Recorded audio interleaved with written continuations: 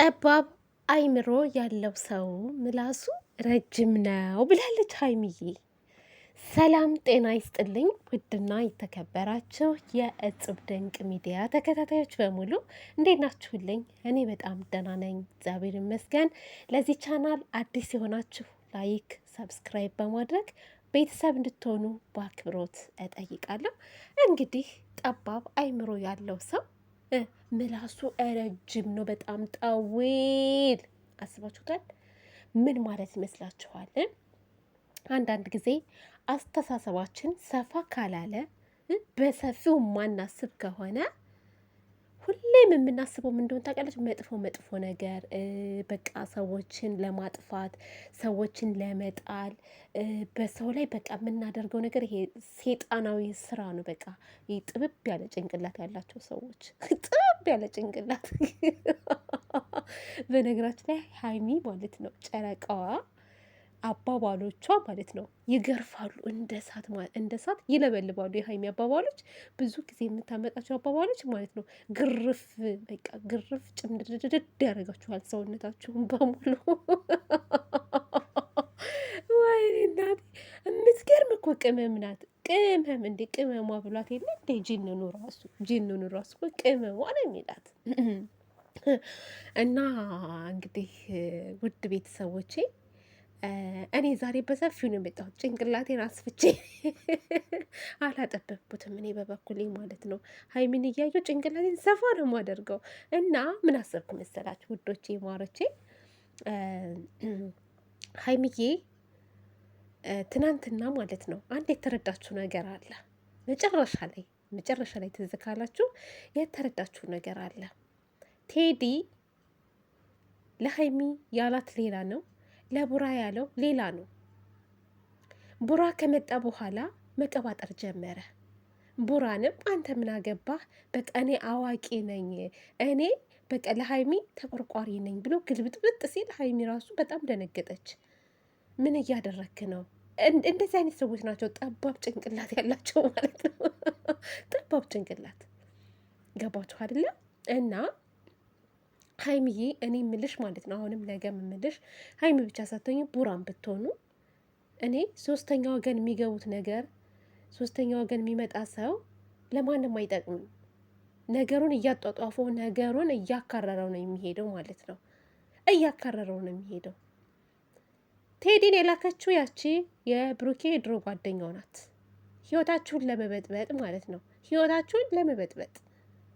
ስለዚህ ቡራዬም ግንፍል ሳትል ሀይሚዬም ማለት ነው ሳትነጫነጭ በትዕግስት ሁለታችሁ ብቻ ብታወሩ መልካም ነው ብዬ አስባለሁ። ይሄ የህይወት ጉዳይ ነው። ዝም ብሎ የሚታለፍበት ነገር አይደለም። እኛ ከእናንተ ብዙ ነገር እንጠብቃለን።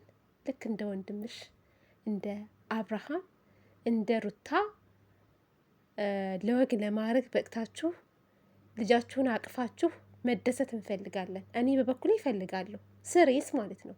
አሁን ትናንትና በሩታዬና በአብርሽዬ እንዳልተደሰተ አለ። የእውነት ነው የምላችሁ እንዴት ደስ እንዳለኝ በቃ ሩታ ለአብርሽ ልጁን ስታሳቅፈው ያለው ስሜት እንዴት ደስ እንደሚል።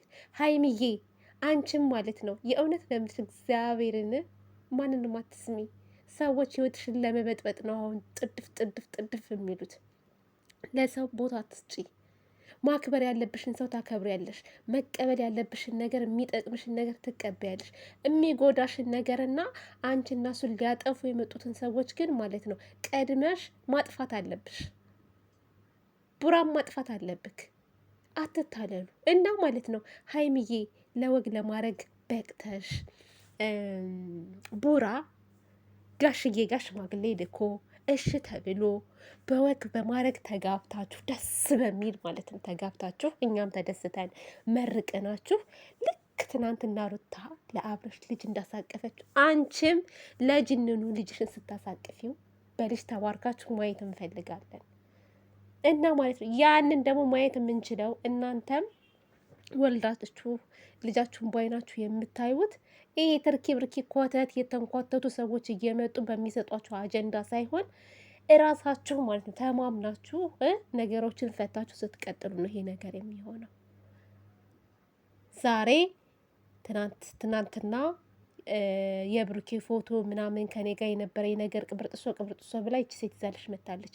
ነገ ደግሞ ቅንብን ብርብርብርብር አድርገው የዋጡን የቆጡን የምኑን የፍልጡን አድርገው አምጥተው ምስቅልቅላችሁን ነው የሚያወጧችሁ። የሰው ወሬ የምትሰሙ ከሆነ ማለት ነው። ሶ ኢግኖር አድርጓቸው እነዚህ ልጆች። ቴዲም አመጣጡ ደስ አይልም። ሀይሚዬ ቴዲ አሁን ስለ ቴዲ የሆነ ሰው ተቆራቁሯል። እኔ ራስ ቴዲ ነህ እንዴ ምንድነው ብዬ ራሴ አሰብኩ ማለት ነው። ቤተሰብ ቴዲ አመጣጡ እኔ ማለት ነው ሀይሚዬ ሊረዳት ሳይሆን የሆነ ነገር ይዞ ነው የመጣው። ለማየት ያብቃችሁ፣ ደግሞ ለማየት ያብቃችሁ።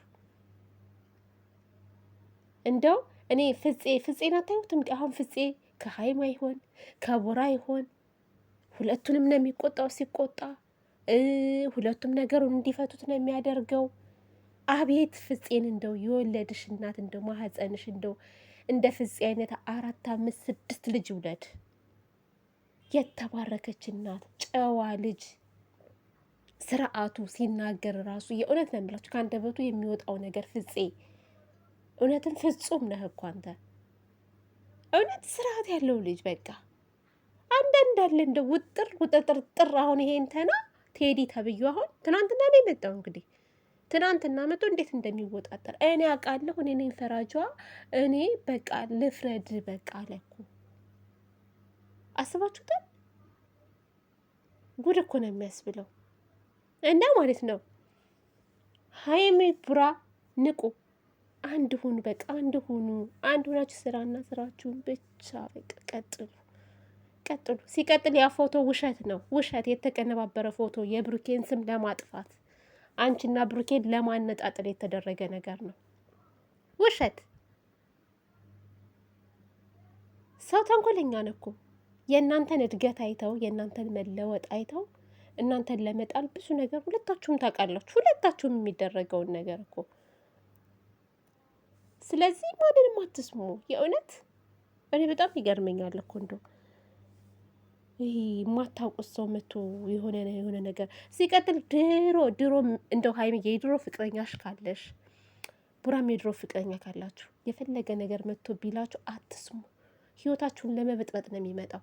የእናንተን ለውጥ አይቶ ማለት የእናንተን እድገታቶ አይቶ እናንተን ለመቅበ እንዴት እዚህ ደረጃ ደረ በፊት ግን ወይ አንቺን የሆነ ነገር የላትም ብሎ ይሆናል ጥሎሽ የሄደው፣ ወይ ቡራን የሆነ ነገር የለውም ብላ ነው ጥላ ሄደችው። ለውጣችሁን አይቶ ግን ማለት ለጥቅም የሚመጣ ሰው አለ። ለእንደዚህ አይነት ሰው ደግሞ ቦታ አትስጡ። ምን አገባህ ምን አገባሽ አምነዋለሁ አምናታለሁ ብላችሁ ዝግት